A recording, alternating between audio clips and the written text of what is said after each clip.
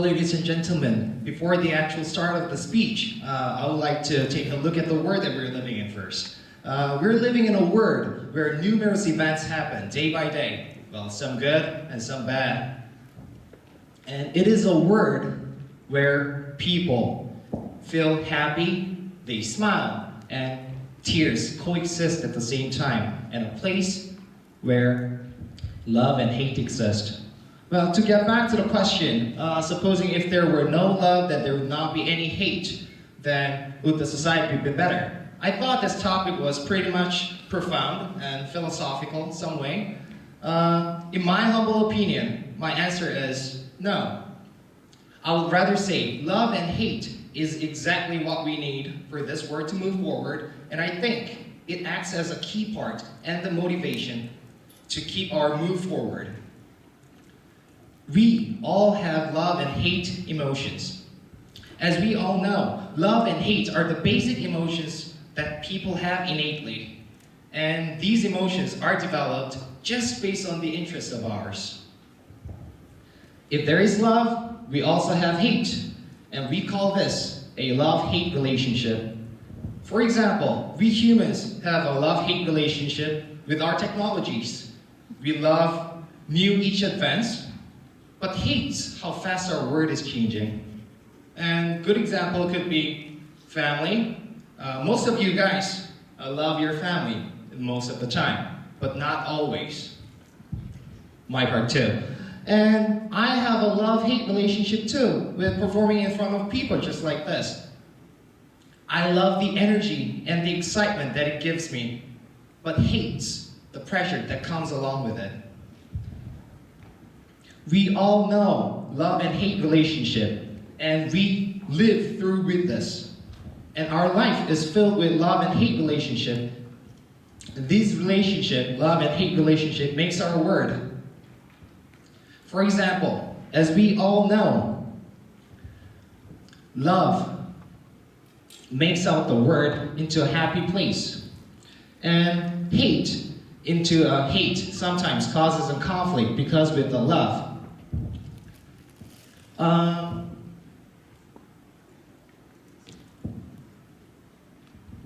As I mentioned, love and hate relationship, there are some people who can't feel love and hate relationship with these kind of situations. We love the things, because there are love and hate, we can say yes to the things that we love, and we can say no to what we hate. Through knowing things, what we love and hate, we express our feelings and we know ourselves better. Then we get to know the things that makes us happy. And people, I'm sure about this, the people want to be happy. It's our final goal. It's our dream. And people, they feel happy when they found out the value of it. And of course, the value may differ from people to people, because there are lots of people around the world with different backgrounds, different perceptions, different thoughts. There are tons of people with different thoughts. Therefore, with different thoughts,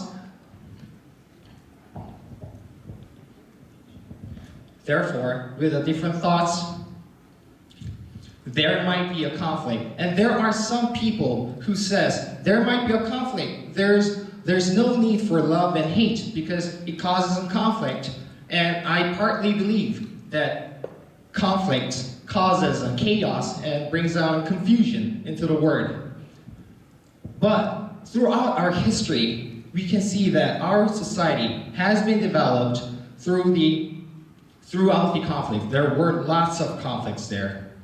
And we see now, our society has been developed and still got to the point where it is now.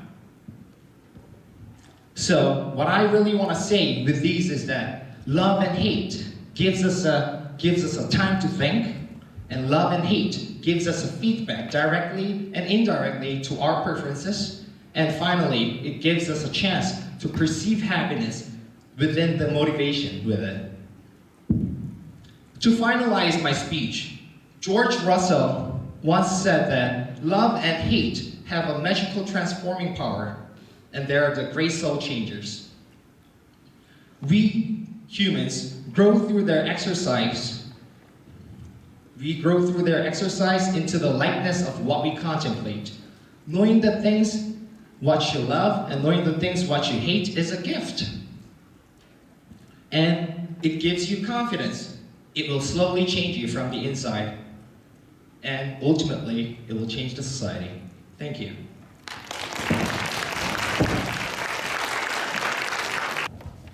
Okay, good evening. This is Lani. And I feel very privileged to be back here. And it's weird because every time I go up here, I get increasingly nervous, as if I'm doing love. One way, not particularly, because I'm standing here, feeling a little tensed, and it's my job to satisfy you. And my success and failure are determined by how much I attract you. So, because society we're living is operating under different definitions of the word love. And if you think we're all to agree on a universal definition of love, we gotta stop disappointing each other. So for me, my definition of love is about the way you treat others on a daily basis when no one else is watching around. So it's about respect. Let me tell you a story. My primary concern has been my dog since I adopted him. And I realize I'm doing love every time I go to the mart, because it's funny. Because when I go to the mart, take a trolley, and I take my snack, 1,001. And then I take my dog snacks, 9,001. This is love, simple thing, tangible love maybe. You always want to get them a better thing. That's why I always read all the ingredients and make sure everything's alright. It says, made in Germany, 100% free-range chicken meat. Take it.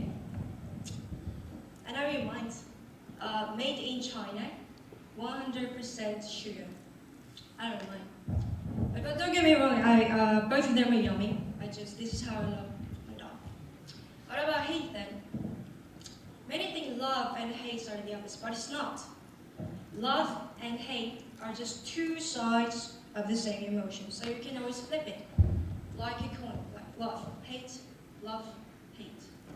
For example, my parents, my mom and dad, they met for the first time in the bus. What a love at the first sight.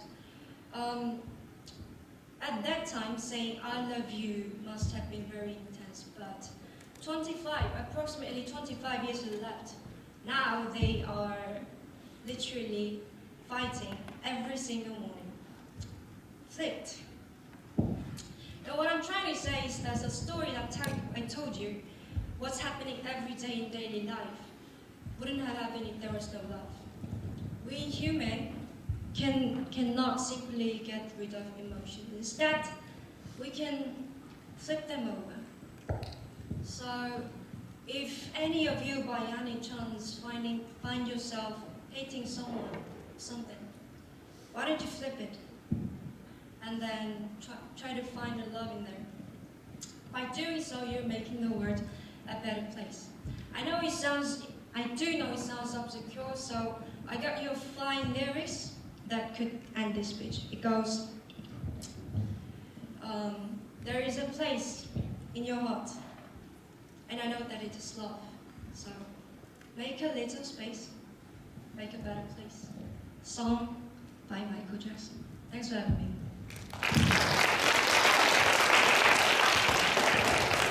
Hello, how are you all doing? My name is Lee Jun-hyun, and I am a serious romanticist. So love. What is love? It is all around us, in our homes, in our school, even on the street on your way to work. Now, would society be better off without love and hate? Well, folks, that is absolutely impossible. Now, I'm pretty sure everyone here has probably taken a ride on the subway before. Woo! Big transportation in South Korea. I don't know if everyone's witnessed it, but I've actually seen a couple of people getting caught between the train doors. Luckily, the driver noticed, so nothing bad happened. But you also have to know that The subway runs on a pretty tight schedule, so if there's any kind of delay, the whole schedule of arrival gets pushed back. Now, it's not a lot if you think about time loss for one person, but the sum of the people on the subway that gets delayed throughout the entire day amounts to an estimate of 5 years. Shocking, I know.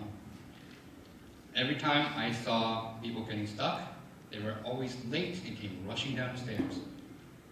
I think that this is wrong to just let these incidents go.